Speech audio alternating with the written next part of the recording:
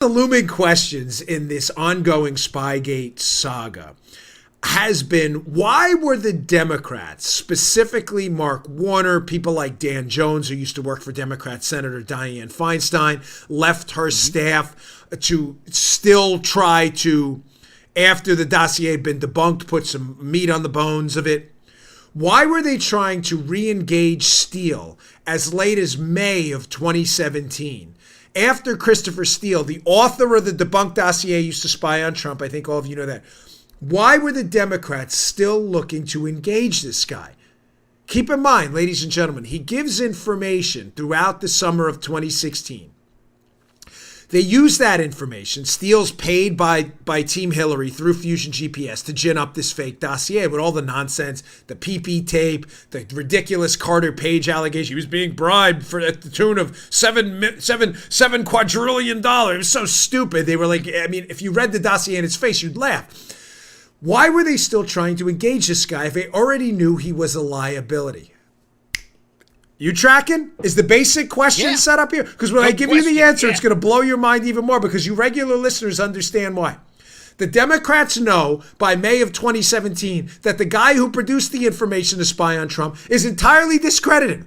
The Cohen-Prague story's false. The PP tape is false. The Carter Page thing is false. They're getting all this heat. And yet, as we can see, and I want to hat tip the conservative treehouse guys. They have an interesting piece on this. This is a tweet from Mark Warner. This is their labels on it. He did a good job with this. Here is not a tweet. Forgive me. A text. The conservative treehouse guys, again, have this up. A text from Mark Warner, and look at the dates, folks. May 31st of 2017, where Mark Warner, Democrat senator on the Intel Committee, is clearly trying to re-engage Steele. Let me read for you this text so you understand what's going on.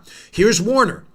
He's talking here to Adam Waldman, who is a lawyer representing Steele, who also represents this influential Russian, Oleg Deripaska, connected to Putin. Senator Warner, we want to do this right, private in London. Don't want to send letter yet, because if we can't get agreement, would rather not have a paper trail. So Warner's, be clear what's going on here, folks.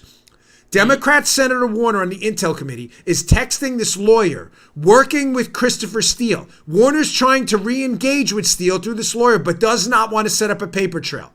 Waldman responds, that makes sense. Glad to keep trying to intermediate and see if I can convince him to speak with you directly. He's talking about Steele. At the moment, Steele seems spooked, no pun intended. Warner responds to that. Keep me informed. Also, any news from your other guy on Manafort. Waldman responds to that. My other guy, the conservative treehouse guys think he's talking about Deripaska. It's certainly possible. But Waldman responds, my other guy, like Steele, very mistrustful of U.S. government. He's been essentially shut out of the country and dragged through the mud. I explored this question with him last night in person. This is damning stuff, ladies and gentlemen. Man. With the OR 302s and the exposure of the fact that ORs continue to be used as an intermediary as well, Bruce Orr, the DOJ official, between Steele and the FBI, despite the fact that Steele, on paper, Christopher Steele, the source for the dossier, has already allegedly been terminated by the FBI as a source back in November, Joe, because he was deemed unsuitable for use for talking to the media. Here we get the $64 trillion question. What the heck was Steele, on paper at least, terminated by the FBI as a source for talking to the media?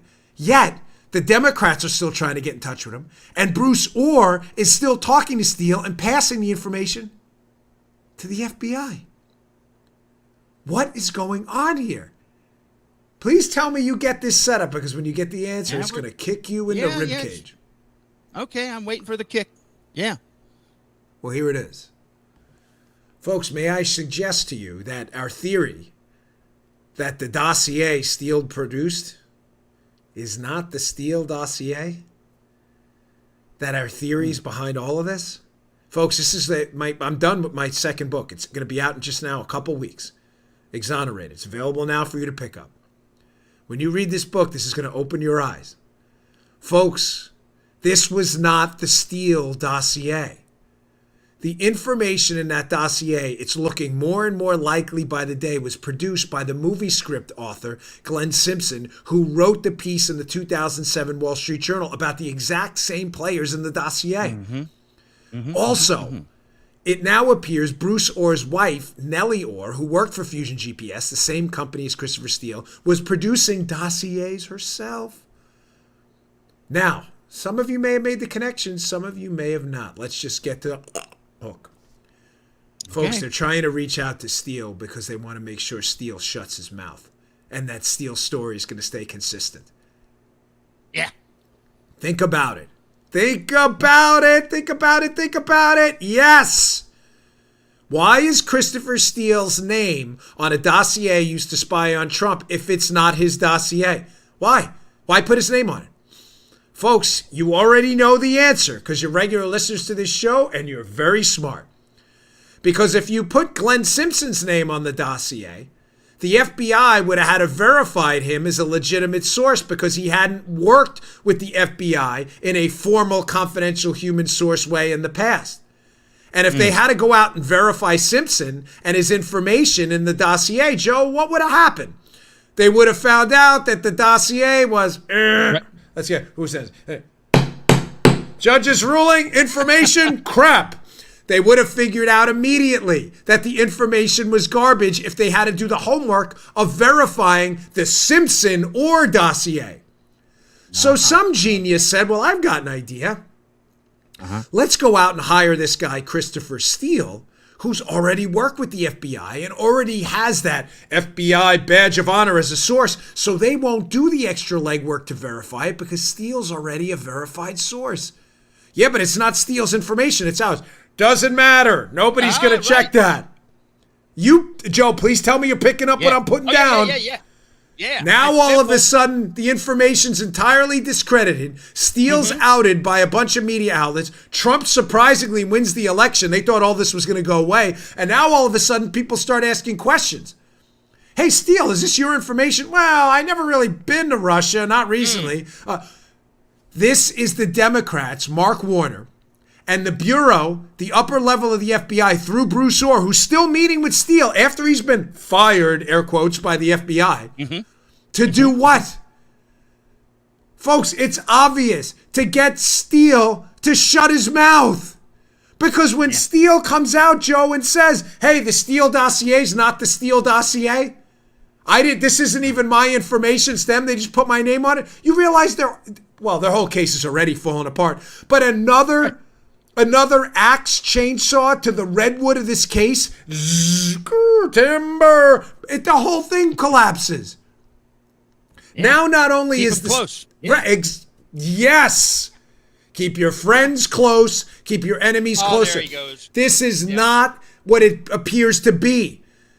Dan Jones, who leaves Senator Feinstein, Democrat senator's staff on the Senate Intel Committee. Remember, Feinstein's on the Intel Committee managing this whole Spygate thing with Democrat Mark Warner. Jones isn't leaving to continue the investigation into Trump. They know Steele's information's garbage. Jones, Waldman, Warner, Feinstein's crew, the Bureau, they're only talking to Steele to give him a couple pats on the back, to grease him, to get him to shut his mouth. You get it? Look at those texts. Warner's desperate to keep the relationship going without a paper trail. Why? Why not want a paper? Folks, why would you not want a paper trail? If Steele is a verified, authentic source with legitimate intelligence information on the sitting president spying for the Russians, why would you not want a paper trail? Because Warner doesn't want anybody to know he's meeting with Steele. Hey, Chris, I've been on the Senate Intel Committee. We've been working this Spygate scheme the whole time and the spying scandal on Trump. Hey, wink and an eye. Chris, you're not going to say it's not the Steele dossier, right? You're going to still say this was your info, right? Because the only way the FBI could have used it is if it was your info. Right. Steele was a front. Steele was a front. They don't want him to tell the truth. That's all coming out now with these OR 302s. The OR 302s show a continued relationship with Steele after he's fired. Folks, I'm telling you, it's not for intelligence gathering. It's to get Steele to shut his mouth. Wow. Yeah, wow is right. You're darn right. Yeah, really? You want more proof?